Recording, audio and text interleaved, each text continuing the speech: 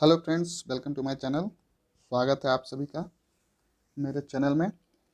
तो आज बारी है टेस्ट नंबर 4 की। जैसा कि आप सभी जानते हैं, हम लोग उड़ान का टेस्ट सॉल्व कर रहे हैं और इस टेस्ट में जो आपका क्वेश्चन होगा वो 60 क्वेश्चन होगा आपका पॉलिटी का, यानी कि भारत का संविधान और राज्य व्यवस्था से। और उसके अलावा 10 क्वेश्चन होंगे आपके झारखंड स्पेशल और 15 जो होंगे आपके करेंट और 15 और क्वेश्चन होंगे आपका मिसलेनियस है। कुल मिलाकर 100 प्रश्नों का संग्रह है ये। काफ़ी ही अच्छे प्रश्न हैं, जैसा कि आप ऑलरेडी 3 टेस्ट में देख चुके हैं। तो आइए इसको स्टार्ट करते हैं। और जैसा कि जेपीएससी के द्वारा टेंटेटिव डेट दे दिया गया है 12 तारीख को, 12 सितंबर को। तो आप अभी के समय में जितना ज़्यादा से ज़्यादा रिवीजन करेंगे, ऑब्जेक्टिव क्वेश्चन सॉल्व करेंगे, टेस्ट सीरीज सॉल्व करेंगे, उतना ही आपके लिए अच्छा होगा। तो आइए, जल्द से जल्द आपको सारा टेस्ट जो करवाया गया है वो प्रोवाइड कर दिया जाएगा। तो आइए इस टेस्ट को सॉल्व करते हैं। तो इसमें देखिए, पहला क्वेश्चन जो है वो बोल रहा है, निम्नलिखित कथनों में से सत्य कथन ढूंढना है आपको। मूल संविधान में 8 अनुसूचियां थी। जी बिल्कुल, ये सही है। नेक्स्ट है, 9वीं अनुसूची का संबंध पंचायती राज से है। नहीं, ये तो गलत है। और नेक्स्ट है आपका, वर्तमान संविधान में 12 अनुसूचियां हैं। तो ये भी सही है। तो इसका सही जवाब हो जाएगा आपका, देखिए कौन सा हो जाएगा, 1 तथा 3। ये क्यों गलत है? क्योंकि 9वीं अनुसूची के तहत पंचायती राज को नहीं, बल्कि 9वीं अनुसूची पहला संविधान संशोधन था, जो कि 1951 के तहत जोड़ा गया। तो इसका सही जवाब हो जाएगा आपका, ध्यान रखिएगा, 1 और 3। नेक्स्ट क्वेश्चन आइए देखते हैं। नेक्स्ट क्वेश्चन आपका बोल रहा है, किस संविधान संशोधन के तहत शिक्षा को समवर्ती सूची में रखा गया है? आपको बताना है शिक्षा को किस संविधान संशोधन के तहत शिक्षा को समवर्ती यानी कि कंकरेंट लिस्ट में रखा गया है। तो इसका सही जवाब हो जाएगा आपका 42वां संविधान संशोधन। और 42वां में आपका शिक्षा के अलावे जो और है वो है आपका वन, फिर है वन्य जीव संरक्षण, और उसके साथ है आपका नाप तौल, और वह न्यायालय प्रशासन, जिसमें आपका उच्चतम व उच्च न्यायालय को छोड़कर ये सबको कहाँ रखा गया? कंकरेंट लिस्ट में। तो ध्यान रखिएगा, इसका सही जवाब हो जाएगा 42nd कॉन्स्टिट्यूशनल अमेंडमेंट। तो आइए नेक्स्ट क्वेश्चन देखते हैं। Indian constitution has been adopted and given to our self on, यानी कि भारतीय संविधान को अंगीकृत व आत्मकृत किया गया। तो कब किया गया? तो ध्यान रखिएगा, इसका सही जवाब हो जाएगा आपका 26 नवंबर 1949 में। और ये आपका प्रस्तावना में स्पष्ट रूप से लिखा गया है कि ये संविधान को 26 नवंबर 1949 ईस्वी को अंगीकृत, आत्मकृत एवं अधिनियमित किया गया। तो ध्यान रखिएगा, इसका आंसर हो जाएगा 26 नवंबर 1949। नेक्स्ट क्वेश्चन देखते हैं। नेक्स्ट क्वेश्चन आपका स्टेटमेंट बेस्ड है, तो आइए देख लेते हैं क्या है। 42वां संविधान संशोधन को लघु संविधान कहते हैं। नेक्स्ट है आपका, भारत के संवैधानिक संशोधनों के क्रम में सबसे बृहद संशोधन 42वां संशोधन है। आइए इसको इंग्लिश में भी देख लेते हैं। Both are true, sorry, the 42nd constitutional amendment is called the mini constitution and the largest amendment in the order of Indian constitutional amendment in the 42nd amendment। तो इसका सही जवाब आपका हो जाएगा both are true and the reason is correct explanation of the statement, यानी कि दोनों कथन सही है और व्याख्या भी इसका सही है। नेक्स्ट है आपका, अब यहाँ पे आपको देखिए मिसमैच फाउंड करना है। जो भी ये लिया गया है कॉन्स्टिट्यूशनल प्रोविजन यानी कि संवैधानिक प्रावधान, और वो कहाँ से लिया गया है, तो इसमें आपका गलत ढूंढना है। तो गलत आपका देखिए, फंडामेंटल ड्यूटी कहाँ से लिया गया?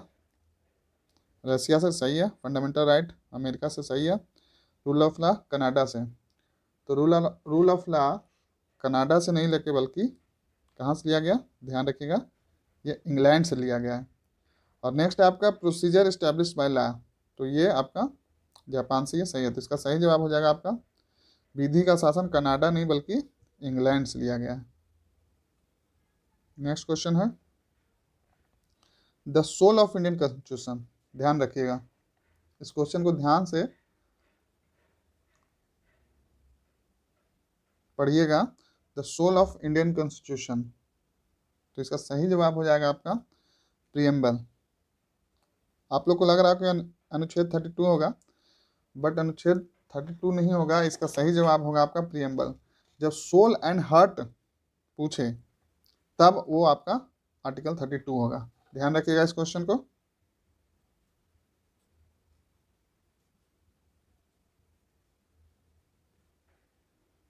तो आइए अब नेक्स्ट क्वेश्चन देखते हैं।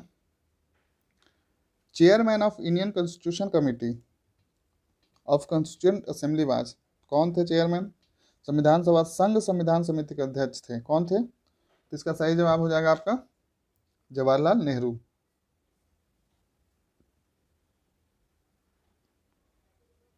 नेक्स्ट क्वेश्चन है आपका,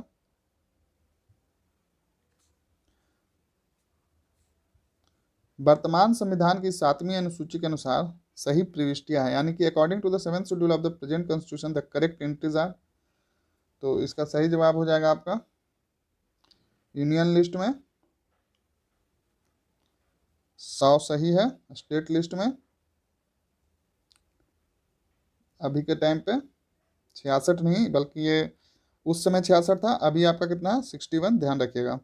और कंकरेंट लिस्ट में ये तभी 47 था, एट प्रेजेंट ये 52 है। तो यहाँ पे आपको करेक्ट एंट्रीज ढूंढना था, तो इसका सही जवाब हो जाएगा आपका यूनियन लिस्ट 100। ये स्टार्टिंग में 97 था, अब 100 है। तो यहाँ पे आपका प्रेजेंट का पूछा जा रहा है, ध्यान रखिएगा। वर्तमान में पूछा जा रहा है, तो अभी हो जाएगा इसका, मैं फिर से रिपीट कर देता हूँ, इसका हो जाएगा 100 सही है, और इसका हो जाएगा 61, और इसका हो जाएगा आपका 52, ध्यान रखिएगा। नेक्स्ट क्वेश्चन है question number 9, which of these in state list, तो इनमें से कौन कौन सा स्टेट लिस्ट में है? तो पुलिस जी बिल्कुल स्टेट लिस्ट में है, और रेलवे पुलिस, ध्यान रखिएगा, रेलवे से आप कंफ्यूज हो सकते हैं, लेकिन रेलवे पुलिस जो है वो स्टेट लिस्ट में ही आता है। नेक्स्ट क्वेश्चन है आपका क्वेश्चन नंबर 10 में पूछा जा रहा है 6 से 14 वर्ष के बच्चों को निःशुल्क और अनिवार्य शिक्षा का अधिकार उल्लेख है, तो किस आर्टिकल किस अनुच्छेद में है? तो ध्यान रखिएगा, ये अनुच्छेद 21 कम है, यानी कि आर्टिकल 21A में है। नेक्स्ट क्वेश्चन है आपका question number 11, the 10th schedule of the Indian constitution has been added in, तो जो 10वीं अनुसूची को भारतीय संविधान में जोड़ा गया, तो कब जोड़ा गया? तो इसका सही जवाब हो जाएगा आपका 52वां संविधान संशोधन 1985 में, ध्यान रखिएगा। नेक्स्ट क्वेश्चन है आपका क्वेश्चन नंबर 12, मूल संविधान की 8वीं अनुसूची में शामिल भाषा थी, तो इसका सही जवाब हो जाएगा मराठी। ये सब नहीं था, सिर्फ मराठी था, ध्यान रखिएगा इसको। टोटल लैंग्वेज जो था आपका कुल मूल संविधान में मराठी सहित कुल 14 भाषाएं थी, और 71वां संविधान संशोधन में मणिपुरी, नेपाली व कोंकणी तथा 42वां संशोधन में मैथिली, बोडो, डोंगरी व संथाली को जोड़ा गया था, ध्यान रखिएगा। फिर से बता देता हूँ, 71वां में मणिपुरी, नेपाली व कोंकणी को जोड़ा गया था, और 42वां में आपका जोड़ा गया था मैथिली, बोडो, डोंगरी और संथाली को, ध्यान रखिएगा, संथाली को ध्यान रखिएगा, 42वां संशोधन के तहत जोड़ा गया था। नेक्स्ट क्वेश्चन है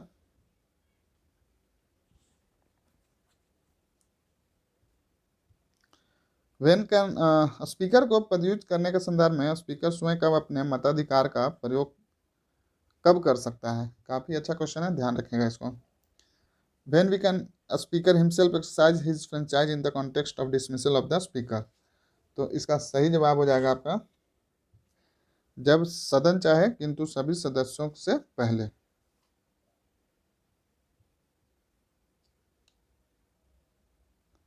नेक्स्ट क्वेश्चन है, प्रस्तावना में किस स्वतंत्रता का उल्लेख नहीं है, ध्यान रखिएगा। तो इसका सही जवाब हो जाएगा आपका फ्रीडम ऑफ डिग्निटी, गरिमा, इसका उल्लेख नहीं है। बाकी ये तीनों रिलीजियस, फ्रीडम ऑफ आइडिया और फ्रीडम ऑफ बिलीफ ये है। आप एक बार प्रीएम्बल को यानी कि प्रस्तावना को अच्छे से पढ़ के जाइए, वहाँ से क्वेश्चन प्रायः सभी एग्जाम में क्वेश्चन बनने की पूर्ण संभावना रहती है। तो उसको एक बार आप अच्छे से पढ़ लीजिए line by line. Next question है आपका, संसद नहीं कर सकता है, तो ये दिए गए ऑप्शन से आपको बताना है संसद क्या नहीं कर सकता है। तो राज्यों के नाम में परिवर्तन बिल्कुल कर सकता है, राज्यों की सीमा में परिवर्तन ये भी कर सकता है, महानगरों के नामों में परिवर्तन, तो इसका ये गलत हो जाएगा, ये नहीं कर सकता। और राज्यों का पुनर्गठन ये बिल्कुल कर सकता है। ये जो महानगरों का जो है, ये to change the name of metropolitan, ये आपका विधान उस स्टेट का विधानमंडल यानी कि आपका जो असेंबली हो जाएगा उसके द्वारा किया जाएगा। लेजिस्लेटिव असेंबली उस राज्य की रहेगी, उसके द्वारा महानगर जो भी है उसका नाम परिवर्तन कर सकते हैं। बाकी ये तीनों जो है आपका ये संसद के द्वारा यानी पार्लियामेंट के द्वारा किया जा सकता है। ध्यान रखिएगा, नॉट पूछा है कि कौन सा नहीं, तो इसका सही जवाब हो जाएगा to change the name of the metropolitan city. Next question है आपका, न्यायाधीशों के संबंध में असत्य कथन की पहचान करें। तो यहाँ पे देखिए, अच्छा क्वेश्चन है ये, ध्यान रखिएगा। तो यहाँ पे देखिए, असत्य कथन पहचाना, तो सर्वोच्च न्यायालय के न्यायाधीश व उच्च न्यायालय के मुख्य न्यायाधीश का वेतन समान है। तो देखिए यहाँ पे मुख्य न्यायाधीश लिखा हुआ है, तो ये सही है आपका। ध्यान रखिएगा कि आपको फॉल्स यानी कि असत्य कथन को पहचान करना है। तो भारत के सभी उच्च न्यायालय में न्यायाधीशों का वेतन समान है, जी बिल्कुल। उच्च न्यायालय के न्यायाधीशों का वेतन और राज्य संचित निधि पर आधारित होता है, जी बिल्कुल। उच्च न्यायालय, और यहाँ पे ये ध्यान रखिएगा कि इनका ये जो है सैलरी है जो हाई कोर्ट का वो given by state consolidated fund, but जब वो रिटायर कर जाते हैं तो उनका पेंशन जो है सेंट्रल गवर्नमेंट के द्वारा दिया जाता है। और आखिरी में उच्च न्यायालय के न्यायाधीशों का पेंशन राज्य संचित निधि, देखिए आ ही गया है वो, संचित नहीं, ये गलत है। यहाँ पे ये जो है आपका पेंशन जो है हाईकोर्ट के जज का वो स्टेट का फंड से नहीं मिलता है बल्कि सेंट्रल का फंड से मिलता है, तो ये आपका गलत है। बाकी सब सही है। तो यहाँ पे असत्य को पहचानना था, तो इसका सही जवाब हो जाएगा डी, ध्यान रखिएगा। अच्छा क्वेश्चन है ये, कंसेप्ट पे आधारित है, तो ऐसे प्रश्न पूछ लिया जाता है, ध्यान रखिएगा।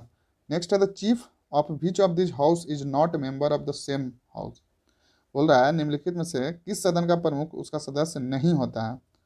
तो ये तो आप लोग सभी को पता ही होगा, राज्यसभा, जो कि आपके उपराष्ट्रपति जी होते हैं, जिसको कि बोला जाता है कि वो ex officio chairman of the Rajya Sabha होते हैं। नेक्स्ट क्वेश्चन है आपका, रिट जारी करने की शक्ति का उल्लेख है। रिट जारी करने की शक्ति कहाँ उल्लेख है, किस आर्टिकल में उल्लेख है। तो ध्यान रखिएगा, ये आर्टिकल 32 और 226 में मेंशन है। सर्वोच्च न्यायालय अनुच्छेद 32 के तहत, जो सुप्रीम कोर्ट होगा वो 32 के तहत, और जो हाई कोर्ट होगा यानी कि उच्च न्यायालय वो 226 के तहत रिट जारी कर सकता है। ध्यान रखिएगा, काफ़ी इंपॉर्टेंट क्वेश्चन है। नेक्स्ट है, निम्न नीति निर्देशक सिद्धांतों में से कौन सा सिद्धांत गांधीवादी विचारधारा पर आधारित नहीं है। तो यहाँ पे देखिए, जो डायरेक्टिव प्रिंसिपल दिया गया है वो बेस्ड नहीं है गांधीयन आइडियोलॉजी पे, तो इसका सही जवाब हो जाएगा 14 वर्षों तक के सभी बच्चों के लिए अनिवार्य तथा निःशुल्क शिक्षा, ये गांधीयन आइडियोलॉजी पे नहीं। बाकी सारा आपका ग्राम पंचायतों का संगठन, दवाई के रूप में छोड़कर सभी नशीले पदार्थों का सेवन पर प्रतिबंध, और कमजोर तथा पिछड़े वर्गों के विकास के लिए कार्य करना, ये सभी गांधीयन आइडियोलॉजी पे है। और ये जो है आपका 14 वर्षों के सभी बच्चों के लिए अनिवार्य तथा निःशुल्क शिक्षा, ये गांधीयन आइडियोलॉजी पे नहीं है। ये जो है आपका डायरेक्टिव प्रिंसिपल यानी कि नीति निर्देशक के सिद्धांतों में से एक है, ये 14 वर्ष के सभी बच्चों के लिए अनिवार्य तथा निःशुल्क शिक्षा।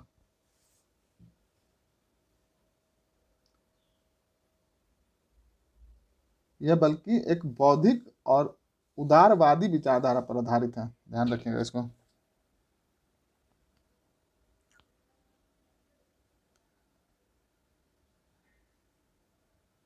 नेक्स्ट क्वेश्चन है आपका question number 20, the proper implementation of directive principle depends on, यानी कि नीति निर्देशक तत्वों को समुचित क्रियान्वयन निर्भर करता है। इसका सही जवाब हो जाएगा आपका सरकार की इच्छा शक्ति और पर्याप्त साधनों धन की उपलब्धता पर, यानी कि the will of government on ability of the educate resources और वेल्थ। नेक्स्ट है व्हाट इज फंडामेंटल ड्यूटी, बताइए क्या है, सोचिए आप। फंडामेंटल राइट के लिए काफ़ी हंगामा मचता है, लेकिन ड्यूटी करना भूल जाते हैं सब। तो ध्यान रखिएगा, जितना इंपॉर्टेंट फंडामेंटल राइट है उतना ही इंपॉर्टेंट रियल लाइफ में फंडामेंटल ड्यूटी भी है। तो फंडामेंटल ड्यूटी क्या है, तो देखिए इसमें मोरल ड्यूटी जी बिल्कुल है, सिटीजन ड्यूटी यानी कि नैतिक कर्तव्य और नागरिक कर्तव्य दोनों है। तो इसका सही जवाब हो जाएगा ए और बी दोनों। नेक्स्ट क्वेश्चन है भारतीय संविधान के अंतर्गत निम्नलिखित में से कौन सा मूल कर्तव्य नहीं है, यानी कि फंडामेंटल ड्यूटी नहीं है। तो इसका सही जवाब हो जाएगा लोक चुनाव में मतदान करना, to exercise votes in the general election, ये फंडामेंटल ड्यूटी नहीं है, ध्यान रखिएगा। तो आइए नेक्स्ट क्वेश्चन देखते हैं, क्वेश्चन नंबर 23।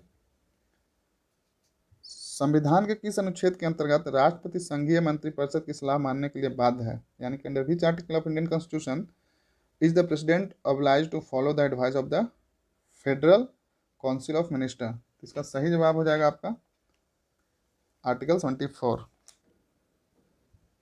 नेक्स्ट है किसी मृत्युदंड पाए अपराधी को क्षमादान करने की शक्ति निम्नलिखित में से किसे प्राप्त है। तो ध्यान रखिएगा ये सिर्फ और सिर्फ प्रेसिडेंट यानी कि केवल राष्ट्रपति को प्राप्त है। नेक्स्ट क्वेश्चन है आपका राष्ट्रपति के प्रसाद पर्याप्त पद धारण करता है, यानी कि who among the following hold his her office as long as the president wish. तो इसका सही जवाब हो जाएगा आपका ऑल ऑफ द अबव, यानी कि राज्य के राज्यपाल, भारत का मान्यवादी यानी कि attorney general of India, civil servant, उपयुक्त सभी। तो इसका सही जवाब हो जाएगा आपका उपयुक्त सभी। नेक्स्ट क्वेश्चन है भारतीय नवाचार प्रोटोकॉल के अनुसार पदानुक्रम में निम्नलिखित में सबसे पहले कौन है, यानी कि who among the following comes first according to protocol. जो दिए गए ऑप्शन में सबसे पहले कौन आएगा, देखिए तो deputy PM, ex president, governor in the state, speaker of Lok Sabha आते। इसका सही जवाब जो होगा आपका वो हो जाएगा गवर्नर इन द स्टेट, ध्यान रखिएगा। नेक्स्ट क्वेश्चन है आपका the speaker of Lok Sabha is, Lok Sabha का अध्यक्ष मनोनीत किया जाता है, चयनित किया जाता है या निर्वाचित किया जाता है, नियुक्त किया जाता है। तो ध्यान रखिएगा इसका सही जवाब होगा आपका चयनित किया जाता है। नेक्स्ट है आपका यहाँ पे जितने भी क्वेश्चन दिए गए हैं उसका अगर आप डिटेल स्टडी करना चाहते हैं तो आप लक्ष्मीकांत बुक से पढ़ सकते हैं, उसमें काफ़ी अच्छे से एक्सप्लेन किया गया है ताकि आपका कंसेप्ट क्लियर रहेगा, तो आप अच्छे से एग्जाम में उस क्वेश्चन को टैकल कर पाएंगे अगर किसी भी तरह से अगर घुमाता है तो एक बार अच्छे से उसको पढ़ लीजिएगा, सारे टॉपिक को काफ़ी वो हेल्प करेगा। नेक्स्ट क्वेश्चन है आपका the chairman of legislative council is. तो देखिए यहाँ पर राज्यपाल द्वारा नियुक्त किया जाता है, राज्यपाल पदेन होता है, विधानसभा के सदस्यों द्वारा अपने बीच सामान्य बहुमत से चयनित होता है, या विधान परिषद के सदस्यों द्वारा अपने बीच विशेष बहुमत से निर्वाचित होता है। तो ध्यान रखिएगा इसका सही जवाब है chosen by the member of legislative council with a simple majority, यानी कि विधान परिषद के सदस्यों द्वारा अपने बीच समान बहुमत से चयनित होता है। नेक्स्ट क्वेश्चन है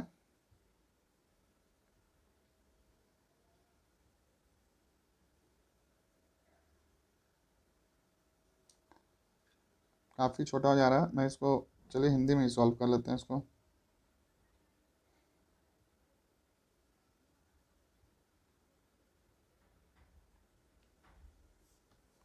क्वेश्चन बोला निम्नलिखित कौन 2 बार शपथ लेते हैं। देखिए काफ़ी अच्छा क्वेश्चन है, 2 बार शपथ कौन लेते हैं। तो यहाँ पर दिया गया है स्पीकर, राज्यसभा का सभापति, राज्यसभा का उपसभापति, उप मुख्यमंत्री और केंद्रीय मंत्री। तो आपको बताना है दिए गए में से कौन जो लोग हैं वो 2 बार शपथ लेते हैं। तो ध्यान रखिएगा इस क्वेश्चन का सही जवाब हो जाएगा उप मुख्यमंत्री और केंद्रीय मंत्री, 4 और 5 इसका सही जवाब हो जाएगा, ध्यान रखिएगा। नेक्स्ट क्वेश्चन है इसको भी आइए देख लेते हैं। काफ़ी बड़े बड़े क्वेश्चन हैं, एक फ्रेम में आ नहीं पा रहा है तो हिंदी में ही आइए देख लेते हैं। क्वेश्चन पूछा जा रहा है, भारतीय संविधान केंद्र राज्य संबंधों को किस संदर्भ में स्पष्ट विभाजित करता है? तो इसका सही जवाब जो होगा आपका, यहाँ पे देखिए ऑप्शन दिया गया है, मतलब क्या क्या है, तो वित्तीय, विधायी, प्रशासनिक, न्यायिक और कार्यपालिका। तो इसका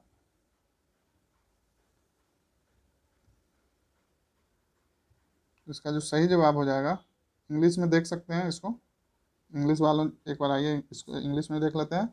the constitution of Indian has clearly divided centre state relation in context of, तो इसका जो सही जवाब है वो हो जाएगा आपका फाइनेंशियल, लेजिस्लेटिव एंड एडमिनिस्ट्रेटिव, ये तीनों हो जाएगा, ये दोनों नहीं होगा,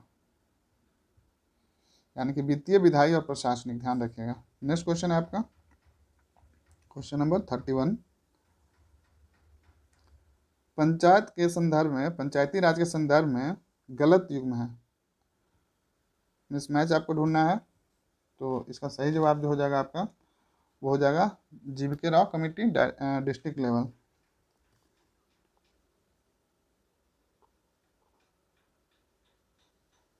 ये डिस्ट्रिक्ट लेवल के लिए नहीं था, बल्कि ये जो था पंचायती राज की मजबूती के लिए ग्राम को सशक्त बनाने के लिए बल दिया था, ये जो आपका जीवीके राव है। बाकी ये तीनों आपका सही है, ध्यान रखिएगा। नेक्स्ट क्वेश्चन है क्वेश्चन नंबर 32। स्थानीय निकायों के आरक्षण के संबंध में निम्नलिखित में से असत्य कथन की पहचान करें। तो इसमें हो जाएगा आपका, देखिए आइए एक बार देख लेते हैं।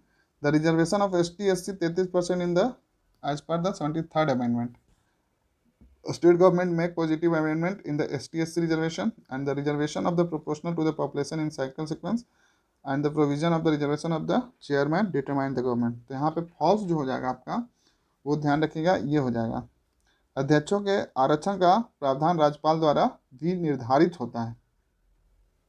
तो ये जो है आपका राज्यपाल द्वारा नहीं बल्कि विधानमंडल द्वारा, यानी कि स्टेट लेजिस्लेटिव द्वारा निर्धारित होता है। नेक्स्ट क्वेश्चन है, गांव को न केवल आर्थिक रूप से बल्कि राजनीतिक एवं प्रशासनिक रूप से भी आत्मनिर्भर होना चाहिए, यह सुझाव दिया गया था। तो ये सुझाव किनके द्वारा दिया गया था? तो ध्यान रखिएगा, ये महात्मा गांधी जी द्वारा दिया गया था। नेक्स्ट क्वेश्चन है, असत्य कथन आपको इसमें करेक्ट फॉल्स स्टेटमेंट ढूंढना है। तो पंचायती राज का सूची भी सही है and Panchayati Raj in the state list, सही है ये। नेक्स्ट है आपका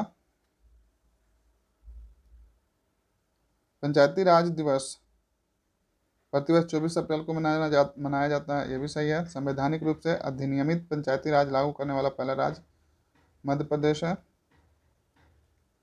तो ये भी सही है।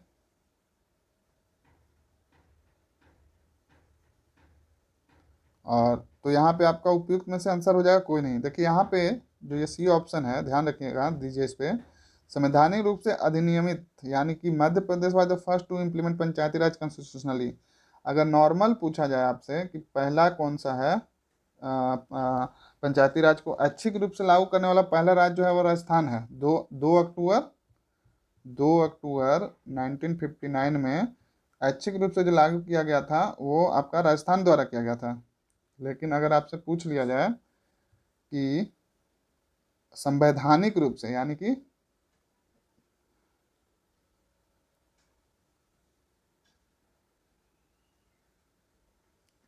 कॉन्स्टिट्यूशनली आपको जो राज्य इसको लागू करने वाला राज्य है वो है MP, और ये किया गया था आपका 24 अप्रैल 1993 में, ध्यान रखिएगा इसको।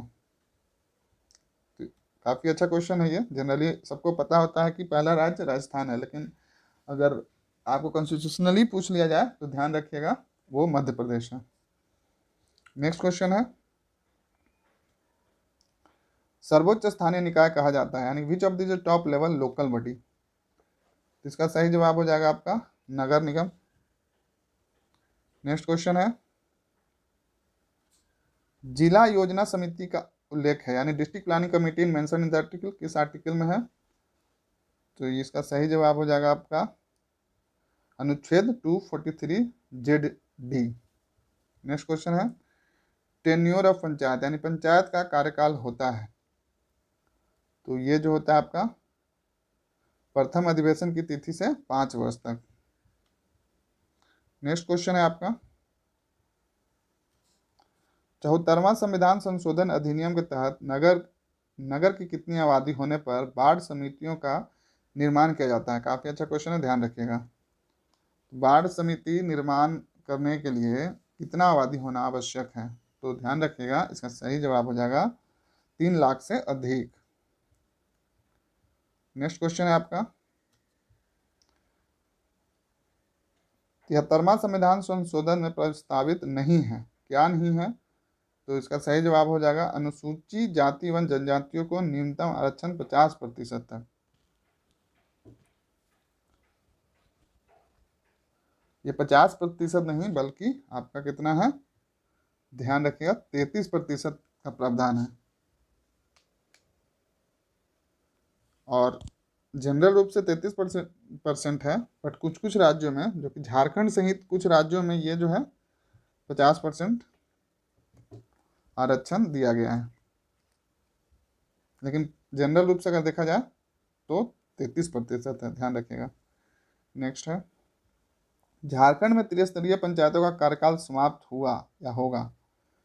The tenure of try level Panchayati system in Jharkhand has ended और वुड इंड बाय, तो इसका सही जवाब है आपका जनवरी 2021। नेक्स्ट है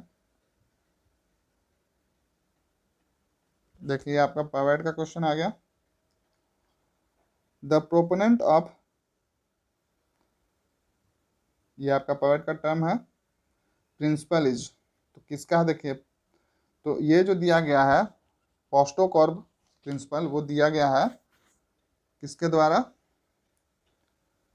तो ध्यान रखिएगा इसका सही जवाब हो जाएगा ये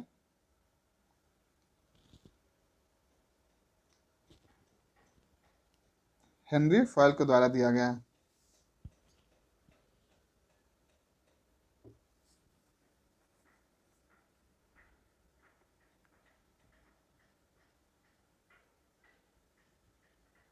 नेक्स्ट क्वेश्चन है आपका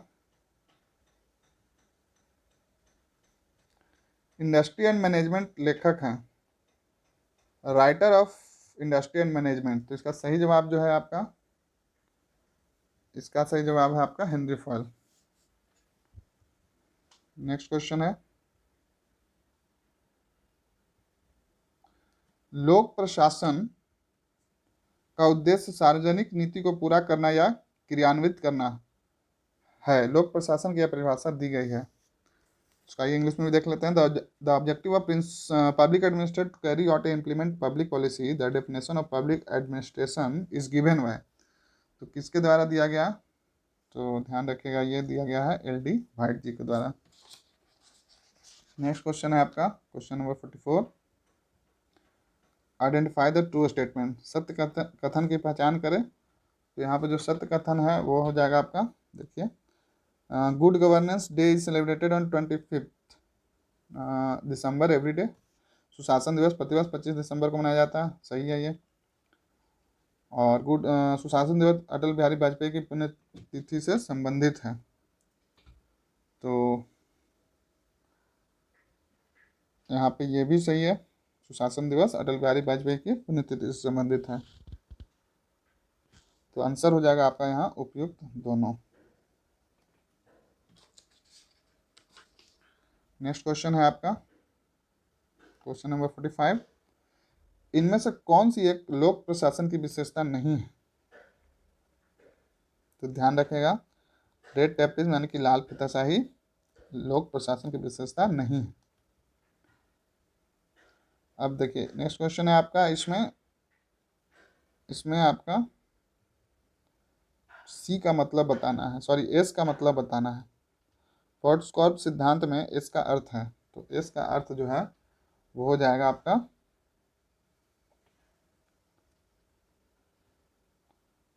इसका अर्थ हो जाएगा आपका स्टाफिंग, ध्यान रखिएगा। तो यहाँ पे आइए देख लेते एक करके। पी का अर्थ है आपका प्लानिंग, ओ का अर्थ है आपका ऑर्गेनाइजेशन, एस का अर्थ है आपका डायरेक्शन, और सी का अर्थ है आपका कोऑर्डिनेशन, और आर का अर्थ है आपका रिपोर्टिंग, और बी का अर्थ है आपका बजटिंग। तो ये इसको ध्यान से अच्छे से याद रखिएगा, काफ़ी इंपॉर्टेंट है, इससे प्रश्न आने की पूर्ण संभावना है।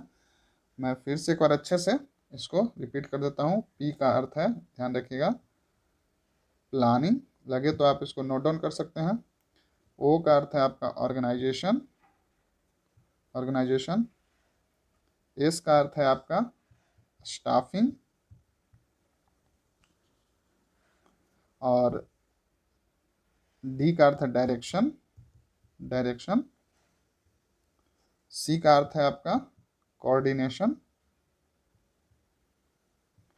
आर का अर्थ है आपका रिपोर्टिंग, और बी का अर्थ है बजटिंग।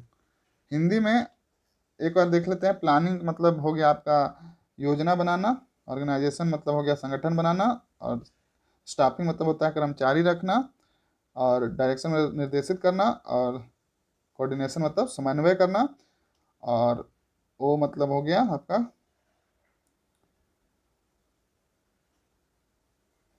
ये सी ओ तो कोऑर्डिनेशन हो गया। आर मतलब हो गया आपका रिपोर्ट करना, और बी मतलब रिपोर्टिंग मतलब रिपोर्ट करना, बजटिंग मतलब बजट बनाना। तो ध्यान रखिएगा इसको।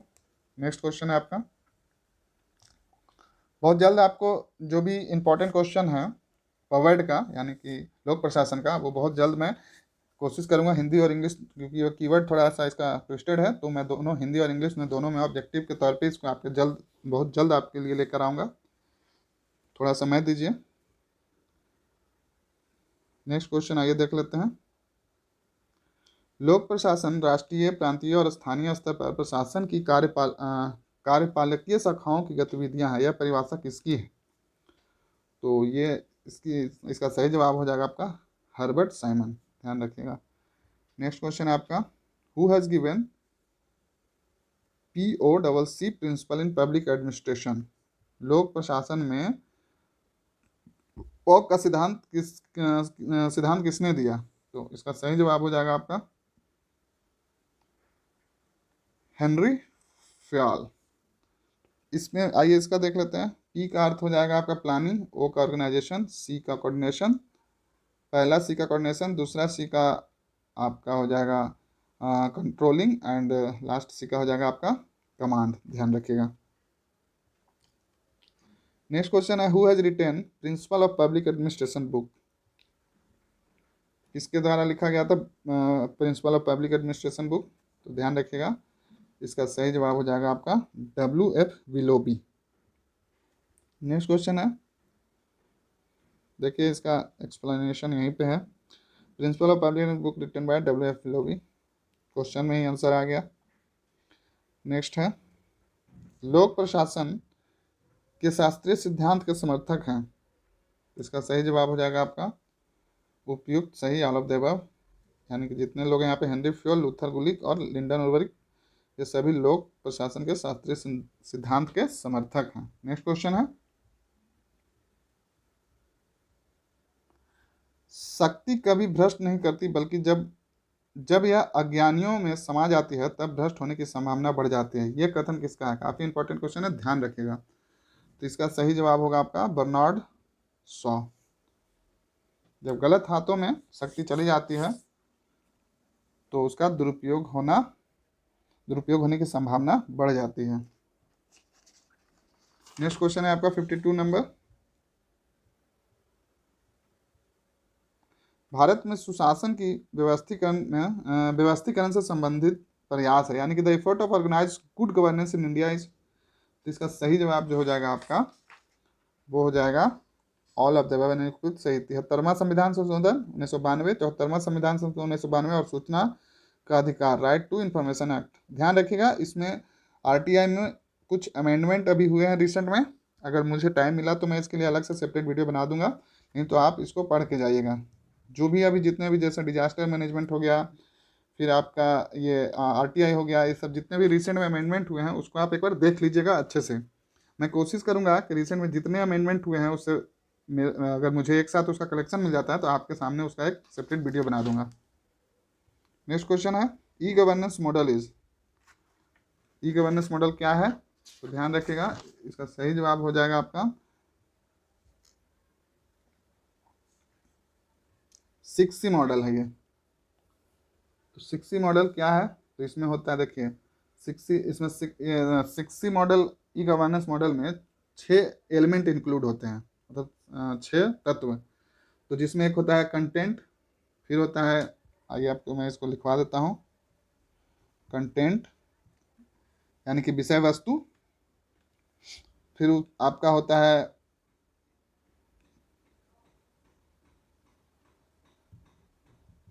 कमिटेंस यानी कि कुशलता, फिर है आपका कनेक्टिविटी, यानी फिर है आपका कनेक्टिविटी, नेक्स्ट है फिर आपका साइबर लॉ, और उसके बाद है आपका 4 हो गया, नेक्स्ट है आपका सिटीजन इंटरफेस, सिटीजन इंटरफेस, और जो लास्ट है आपका वो है आपका कैपिटल यानी कि पूंजी। ध्यान रखिएगा, यही है आपका ई गवर्नेंस मॉडल का 6C model, content, commitments, connectivity, cyber law, citizen interface and capital. ध्यान रखिएगा इसको। नेक्स्ट क्वेश्चन है आपका, लोकपाल के लिए ओम्बुड्समैन शब्द किस देश से संग्रहित किया गया है। काफ़ी इंपॉर्टेंट क्वेश्चन है, ध्यान रखिएगा। तो इसका सही जवाब जो हो जाएगा आपका, वो हो जाएगा आपका स्वीडन। नेक्स्ट क्वेश्चन है, वैज्ञानिक प्रबंधन का सिद्धांत किसके द्वारा दिया गया। इसका सही जवाब हो जाएगा आपका WF Taylor. Who is the given, English में आइए देख लेते हैं, who has given the theory of scientific management. Important question है, ध्यान रखिएगा। तो WF टेलर जी के द्वारा दिया गया। नेक्स्ट क्वेश्चन है आपका, आदेश की एकता यानी कि यूनिटी ऑफ ऑर्डर थ्योरी के फादर कौन थे, सिद्धांत के जनक। तो इसका सही जवाब हो जाएगा आपका हेनरी फॉल। नेक्स्ट है, पॉट्सकॉर्प principle is given to clarify, यानी पॉट्सकॉर्प सिद्धांत इसे स्पष्ट करने के लिए दिया गया। तो इसका सही जवाब हो जाएगा आपका एग्जीक्यूटिव यानी कि कार्यपालिका। ध्यान रखिएगा। नेक्स्ट क्वेश्चन है आपका, निम्नलिखित में से कौन सी प्रयोग WF टेलर से संबंधित है। तो ध्यान रखिएगा, इसका सही जवाब हो जाएगा ऑल ऑफ द अबव, यानी कि धातु कटाई का प्रयोग, फावड़े बेलचा का प्रयोग और कच्चे लोहे को ढोने का प्रयोग, ये सभी इसका सही जवाब हो जाएगा उपयुक्त सभी प्रयोग। नेक्स्ट क्वेश्चन है, देखिए अभी आपको अगर किसी क्वेश्चन पे कुछ डाउट लगता है या आप बेहतर उस क्वेश्चन को समझ सकते हैं, हो सकता है यहाँ पे आंसर जो सॉल्यूशन या फिर जो क्वेश्चन है उसमें कुछ मिसप्रिंटिंग है, तो आप बिल्कुल हमें कमेंट करके बताइए। अगर लगेगा कि आपका ये जवाब सही है या फिर मेरा बताया गया गलत है, तो मैं इसको पिन कमेंट में डाल दूंगा ताकि औरों को ये गलती ना हो। वैसे कोशिश रहती है कि गलती की संभावना ना रहे, लेकिन बाई चांस या मिस्टेक से अगर कुछ गलती मिल जाता है तो आप बिल्कुल कमेंट करके बताइए। तो आइए नेक्स्ट क्वेश्चन देखते हैं, जनरल एंड इंडस्ट्रियल मैनेजमेंट पुस्तक के लेखक कौन है। इसका सही जवाब है आपका हेनरी फ्योल। नेक्स्ट क्वेश्चन आपका, लोक प्रशासन के विषय पर युवा बुद्धिजीवियों का सम्मेलन है। तो इसका सही जवाब हो जाएगा आपका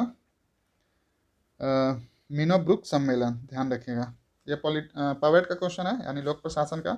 जितने भी क्वेश्चन यहाँ पे दिए गए हैं पवेट का या लोक प्रशासन का, वो काफ़ी इंपॉर्टेंट है, तो उसको ध्यान में रखिएगा। लगे तो आप अलग से नोट डाउन कर लीजिए। ऐसा मैं कोशिश करूँगा कि एक साथ जितने भी इंपॉर्टेंट क्वेश्चन है लोक प्रशासन के, उसको मैं जल्द से जल्द आपके लिए लेकर आऊँगा। तो चैनल पे बने रहिए, चैनल को सब्सक्राइब कर लीजिए, वीडियो को लाइक कीजिए, कमेंट करके बताइए आपको ये सेशन कैसा लग रहा है, और ज़्यादा से ज़्यादा अपने फ्रेंड सर्कल में शेयर कीजिए। नेक्स्ट क्वेश्चन है, भारतीय राष्ट्रीय कांग्रेस का रामगढ़ झारखंड अधिवेशन के संदर्भ में सत्य कथन। यहाँ पे आपको असत्य कथन ढूंढना है। तो यहाँ पे देखिए, यह अधिवेशन दिसंबर 1940 में हुआ था। जी बिल्कुल सही है। ये आपका 14 मार्च सॉरी 19 मार्च से 19 और 20 मार्च को रामगढ़ में हुआ था 1940 में। सही है। यह भारतीय राष्ट्रीय कांग्रेस का 53वां अधिवेशन था। बिल्कुल सही है। इस अधिवेशन की अध्यक्षता मौलाना अबुल कलाम आज़ाद ने की थी। बिल्कुल सही है। अधिवेशन स्थल के मुख्य का नाम बिरसा मुंडा द्वारा, ये भी सही है। तो यहाँ पे आपको सत्य कथन ढूंढना था, बट दिए गए ऑप्शन सारे सत्य हैं, तो यहाँ पे कोई भी असत्य कथन नहीं है। ध्यान रखिएगा। नेक्स्ट है, संथाल जनजाति का सबसे बड़ा पर्व कौन सा है। तो इसका सबसे बड़ा पर्व हो जाएगा आपका सोहराई, ध्यान रखिएगा। नेक्स्ट क्वेश्चन है, कौन असत युग में है?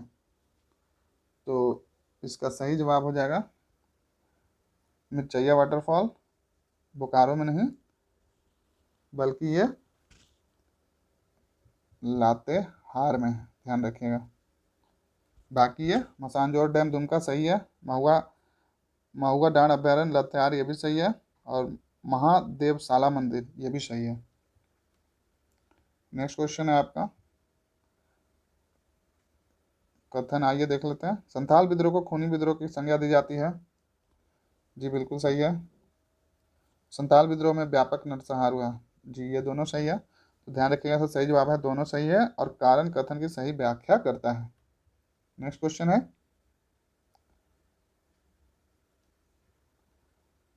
झारखंड के पानी बाबा कहे जाते हैं, यानी who is known as Jharkhand Pani Baba. तो इसका सही जवाब हो जाएगा आपका सिमोन उरांव। नेक्स्ट क्वेश्चन है, महेंद्र सिंह धोनी के जीवनी पर आधारित film M S Dhoni the untold story के निर्देशक कौन है, यानी कि बायोग्राफी डायरेक्टर डायरेक्टर कौन है? तो इसका सही जवाब हो जाएगा आपका नीरज पांडे, ध्यान रखिएगा। नेक्स्ट क्वेश्चन है, झारखंड का खजाना कहते हैं, किसको कहते हैं? धनबाद का कोयला क्षेत्र को, कोडरमा का अभ्रक जोन को, या छोटा नागपुर का पठार को, या जमशेदपुर का लाव क्षेत्र को? तो इसका सही जवाब जो है वो हो जाएगा आपका छोटा नागपुर का पठार।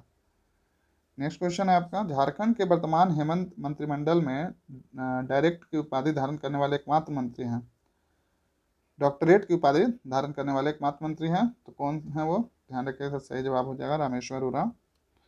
नेक्स्ट क्वेश्चन है, झारखंड भारत के कुल लौ उत्पादन में झारखंड का हिस्सा है, तो इसका सही जवाब हो जाएगा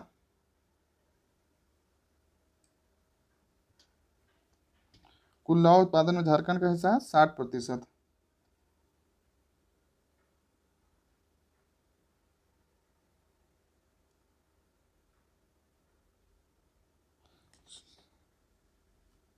सॉरी लौह नहीं है, लाह लाह उत्पादन, ध्यान रखिएगा, लाह उत्पादन में झारखंड का हिस्सा कितना है? 60%। नेक्स्ट है आपका,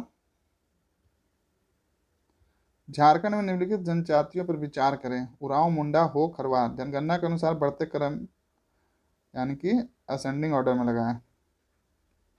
तो ध्यान रखिएगा, ये क्वेश्चन ये मैं पहले ही बता चुका हूँ, जो ये इनकी जनसंख्या है उसका ये एक ट्रिक मान सकते हैं इसको, सोम हो यानी कि संथाल, उरांव, मुंडा और हो जनजाति। तो इसका यहाँ पे देखिए आपको असेंडिंग यानी बढ़ते क्रम में बोला गया है, तो सबसे कम किसका हो जाएगा? तो ये हो का हो जाएगा, सॉरी ये हो का नहीं, देखिए यहाँ पे खरवार भी दिया गया है, तो ऐसा तो हम लोग जान ही रहे हैं कि अब इसके बाद जो होगा वो इससे कम ही होगा, तो चौथे नंबर पे खरवार है तो 4 हो जाएगा, फिर उसके बाद आपका हो जाएगा, फिर आपके पास मुंडा हो जाएगा, और उसके बाद फिर आपका उरांव हो जाएगा। तो इसका आंसर हो जाएगा 4321। 4321 देखिए किस में है, 4321 तक ये, तो इसका आंसर ये हो जाएगा। नेक्स्ट है आपका क्वेश्चन नंबर 71, कोरोना के विरुद्ध देशव्यापी टीकाकरण की शुरुआत भारत में किस तिथि को प्रारंभ हुई? करेंट का क्वेश्चन है ये, तो देखिए इसका सही जवाब हो जाएगा आपका 16 जनवरी 2021, ध्यान रखिएगा। नेक्स्ट है, अमेरिका के नवनिर्वाचित राष्ट्रपति जो बाइडन का अमेरिकी राष्ट्रपति के रूप में क्रम है, मतलब वो कौन से नंबर के राष्ट्रपति हैं? तो ध्यान रखिएगा, इसका सही जवाब हो जाएगा आपका 46, 46वें। नेक्स्ट क्वेश्चन है, हाल ही में वैश्विक स्तर पर वन प्लैनेट सम्मेलन संपन्न हुआ जो संबंधित था, तो इसका सही जवाब हो जाएगा आपका जैव विविधता से यानी कि बायोडाइवर्सिटी से। नेक्स्ट क्वेश्चन है, सेंट्रल विस्टा परियोजना निम्नलिखित में से किस शहर में क्रियान्वित किया जा रहा है? तो ये ध्यान रखिएगा, सेंट्रल विस्टा कुछ नहीं बल्कि नया नया जो संसद बन रहा है दिल्ली में है वो, और ये टाटा कंपनी ग्रुप के द्वारा बनाया जा रहा है, ध्यान रखिएगा। नेक्स्ट क्वेश्चन है आपका, चौथे खेलो इंडिया यूथ गेम्स का आयोजन किस राज्य में 2021 में किया जाएगा? तो इसका सही जवाब हो जाएगा आपका हरियाणा। नेक्स्ट क्वेश्चन है आपका, भारत में 51वें अंतर्राष्ट्रीय फिल्म महोत्सव में किस देश को कंट्री इन फोकस का दर्जा दिया गया? ध्यान रखिएगा, सही जवाब है आपका बांग्लादेश। नेक्स्ट क्वेश्चन है आपका, 12 जनवरी 2021 को खादी प्राकृतिक पेंट लॉन्च किया गया, मूल रूप से इसका आधार क्या है? तो ध्यान रखिएगा, गाय का गोबर है ये। और अभी जो ये पेंट लॉन्च किया गया उसका रिसेंट में नितिन गडकरी जी खुद ये ब्रांड एम्बेसडर बने हैं इस पेंट का, ध्यान रखिएगा। नेक्स्ट क्वेश्चन है, भारतीय रेल में निम्नलिखित में से किस एक्सप्रेस मेल यात्री गाड़ी का नाम बदलकर नेताजी एक्सप्रेस रखे जाने का निर्णय लिया गया है? तो इसका सही जवाब हो जाएगा हावड़ा कालका मेल। यह क्वेश्चन रिसेंट किसी एग्जाम में पूछा भी गया है।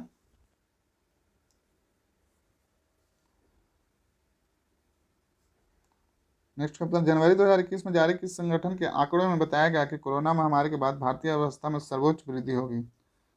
तो इसका सही जवाब है आपका यूनाइटेड नेशन ऑर्गेनाइजेशन। नेक्स्ट है, वर्ष 2021 में जारी पद्म विभूषण पुरस्कारों की सूची में बीबी लाल को यह पुरस्कार प्राप्त हुआ, उन्हें यह पुरस्कार किस क्षेत्र में उल्लेखनीय योगदान हेतु प्रदान किया गया? तो ध्यान रखिएगा, ये हो जाएगा आपका फील्ड ऑफ आर्कोलॉजी यानी कि पुरातात्विक क्षेत्र में। नेक्स्ट क्वेश्चन है आपका, एम्फेक्स 21 क्या है? तो इसका सही जवाब होगा भारत के तीनों सेना का संयुक्त युद्धाभ्यास का नाम। ध्यान रखिएगा, name of the joint exercise of 3 आर्मीज, यानी एयरफोर्स, नेवी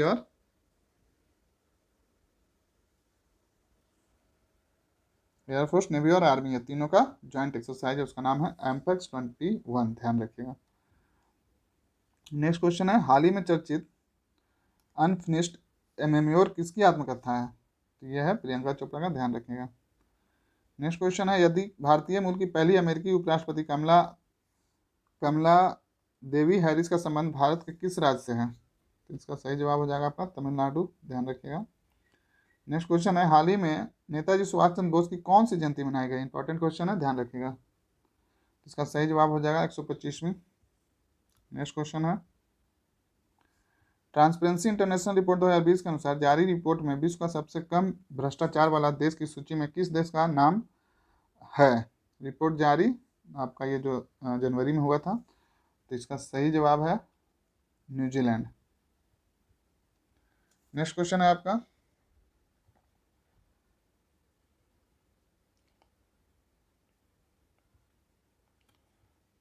राष्ट्रीय मानवाधिकार आयोग में पूर्णकालिक सदस्य होते हैं,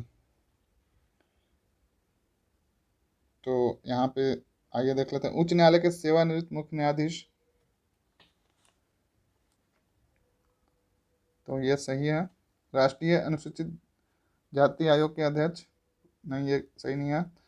फिर है आपका भारत के सेवानिवृत्त मुख्य न्यायाधीश, ये भी सही है। राष्ट्रीय महिला आयोग नहीं, यहाँ पे पूर्णकालिक सदस्य के रूप में पूछा गया, तो आपका सही जवाब हो जाएगा केवल 1 और 3। नेक्स्ट क्वेश्चन है आपका, अंतर्राष्ट्रीय मानवाधिकार दिवस की तिथि किस तिथि को मनाया जाता है? तो ध्यान रखिएगा, ये मनाया जाता है आपका 10 दिसंबर को। नेक्स्ट क्वेश्चन है, प्रधानमंत्री नरेंद्र मोदी के द्वारा 25 जून 2015 को निम्नलिखित महत्वाकांक्षी नगरीय विकास परियोजनाओं का शुभारंभ किया गया? तो स्मार्ट शहर मिशन, अमृत कायाकल्प एवं शहरी रूपांतर के लिए अटल मिशन, भीमराव अम्बेडकर आवास योजना और 2022 तक सभी के लिए आवास। तो इसका सही जवाब जो हो जाएगा आपका, वो हो जाएगा आपका, इसका सही जवाब हो जाएगा आपका यहाँ पे केवल 1, 2 और 4, ये नहीं होगा, भीमराव अम्बेडकर आवास ये नहीं होगा, बाकी आपका सही है। नेक्स्ट क्वेश्चन आपका, भारतीय ओलंपिक एसोसिएशन का प्रथम अध्यक्ष कौन थे? देखिए अभी ओलंपिक से भी रिलेटेड, अब ये तो श्योर नहीं है कि क्वेश्चन या करंट कब तक का पूछा जा सकता है, पर एक बार देख ही कर जाइएगा ओलंपिक से रिलेटेड जो भी इंपॉर्टेंट प्रश्न है, मैं उसका भी वीडियो आपको दे दूंगा। तो अभी ये क्वेश्चन को आइए देखते हैं, भारतीय ओलंपिक एसोसिएशन के प्रथम अध्यक्ष कौन थे? तो ध्यान रखिएगा, इसका सही जवाब हो जाएगा आपका दोराबजी टाटा। नेक्स्ट क्वेश्चन है, निर्धनता की पहचान के लिए आधार के रूप में कॉस्ट ऑफ लिविंग फॉर्मूला किसके द्वारा दिया गया है? तो इसका सही जवाब हो जाएगा आपका सुरेश तेंदुलकर समिति, यानी कि कॉस्ट ऑफ लिविंग फॉर्मूला किसके द्वारा दिया गया, to identify for the identification of poverty, तो ये सुरेश तेंदुलकर कमेटी के द्वारा दिया गया। इंपॉर्टेंट क्वेश्चन इकोनॉमिक्स का, ये ध्यान रखिएगा। अब यहाँ पे देखिए, निम्नलिखित में से किसे मरणोपरांत भारत रत्न से सम्मानित किया गया, तो इसका सही जवाब हो जाएगा आपका अटल बिहारी वाजपेयी और जयप्रकाश नारायण जी को, यानी कि केवल 2 और 3। नेक्स्ट क्वेश्चन है आपका, एशियाई विकास बैंक की स्थापना कब की गई, एशियन डेवलपमेंट एडीबी, जो कि आए दिन चर्चा में न्यूज़ में बनी रहती है, तो इसका सही जवाब हो जाएगा आपका 1966, ध्यान रखिएगा। नेक्स्ट क्वेश्चन है,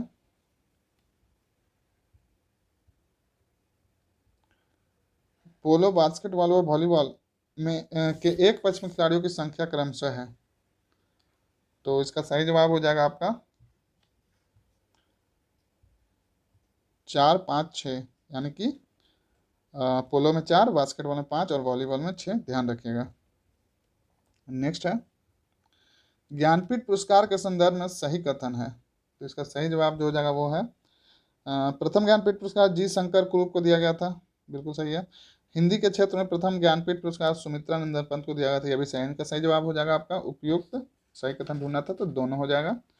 अब है क्वेश्चन नंबर 95, विश्व व्यापार संगठन यानी कि WTO की स्थापना कब और कहाँ की गई, इंपॉर्टेंट क्वेश्चन है, ध्यान रखिएगा। तो इसका सही जवाब होगा 1 जनवरी 1995 जनेवा में, WTO वर्ल्ड ट्रेड ऑर्गेनाइजेशन का 1 जनवरी 1995 को जनेवा में स्थापना किया गया था। नेक्स्ट है, प्रवाल भित्तियों के संरक्षण और प्रबंधन के लिए भारत में कौन से क्षेत्र चिन्हित किए गए हैं, क्वेश्चन नंबर 96 है। तो देखिए यहाँ पे होगा gulf of Mannar, gulf of Kutch और लक्षद्वीप अनवा, तो यहाँ पे इसका सही जवाब हो जाएगा आपका ऑल ऑफ द अबव, यानी कि इनमें से सभी। मन्नार की खाड़ी, कच्छ की खाड़ी, लक्षद्वीप, अंडमान निकोबार द्वीप समूह, ये सारे जगह ये कोरल रीफ को संरक्षित करने के लिए चिन्हित किया गया है, ध्यान रखिएगा। नेक्स्ट क्वेश्चन है, भारत ने किस अधिनियम के द्वारा आपदा के निवारण, समन, तैयारी और कार्रवाई को नेतृत्व प्रदान किया है, तो ध्यान रखिए इसका सही जवाब हो जाएगा आपदा प्रबंधन अधिनियम 2005। इंपॉर्टेंट क्वेश्चन है, काफ़ी है, इसको हम 2-3 बार पढ़ लीजिए। नेक्स्ट क्वेश्चन है, पूंजी के अभाव के कारण जनित बेरोजगारी को क्या कहते हैं, यानी कि अनएम्प्लॉयमेंट अगर due to the lack of capital knowledge, इसका सही जवाब हो जाएगा आपका स्ट्रक्चरल अनएम्प्लॉयमेंट, यानी कि संरचनात्मक बेरोजगारी। नेक्स्ट क्वेश्चन है, वन्य जीव संरक्षण परियोजना के अंतर्गत बाघ परियोजना को कब शुरू किया गया, तो इसका सही जवाब हो जाएगा 1 अप्रैल 1972 under wild life protection project. वन्य जीव संरक्षण परियोजना के अंतर्गत 1 अप्रैल 1972 को बाघ परियोजना की शुरुआत की गई, ध्यान रखिएगा। नेक्स्ट क्वेश्चन है आपका, और इस सेशन का लास्ट क्वेश्चन है, निम्नलिखित अंतर्राष्ट्रीय संगठनों को वार्षिक रिपोर्टों में कौन सा सही सुमेलित है, तो इसका सही जवाब हो जाएगा अंकटाड, यानी कि वर्ल्ड इन्वेस्टमेंट रिपोर्ट, बाकी ये सारे गलत हैं। तो यहाँ पे आज का ये सेशन एंड होता है।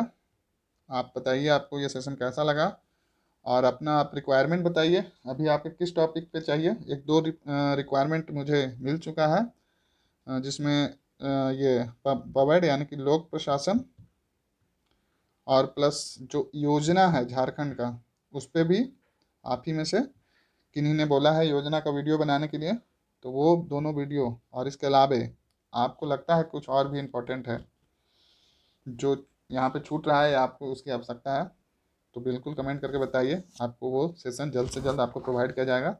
आपकी तैयारी में कोई कमी नहीं होनी चाहिए, हर टॉपिक, हर ये क्वेश्चन को अच्छे से यहाँ पे सॉल्व किया गया है। और अभी के समय आप जितना रिवीजन कीजिएगा, जितना टेस्ट सीरीज सॉल्व कीजिएगा, ऑब्जेक्टिव सॉल्व कीजिएगा, उतना बेहतर होगा। अभी ज़्यादा कुछ नया पढ़ने का प्रयास मत कीजिए, ज़्यादा से ज़्यादा कुछ क्वेश्चन एक्चुअली जो होता है वो आपको बुक वगैरह पढ़ के नहीं मिलेगा, आपको वो सेट में ही या ऑब्जेक्टिव तौर पे ही मिलेगा। तो आप यहाँ पे डिस्क्रिप्शन में दिया गया है लिंक, आप टेस्ट भी देख सकते हैं, और मनीष रंजन सर का वो जो बुक है उसका सारा क्वेश्चन ऑलमोस्ट करा दिया गया है, तो जाइए वहाँ एक एक करके देखिए, आपको काफ़ी हेल्प होगा। चलिए, तो आप ऐसे इसी तरह पढ़ते रहिए। चैनल को सब्सक्राइब कर लीजिए अगर आप नहीं सब्सक्राइब किए हैं। वीडियो को लाइक कीजिए, कमेंट करके बताइए आपको ये कैसा लगा। तो चलिए सेशन को यहीं पे एंड करते हैं। आपका दिन शुभ हो। Okay, thank you.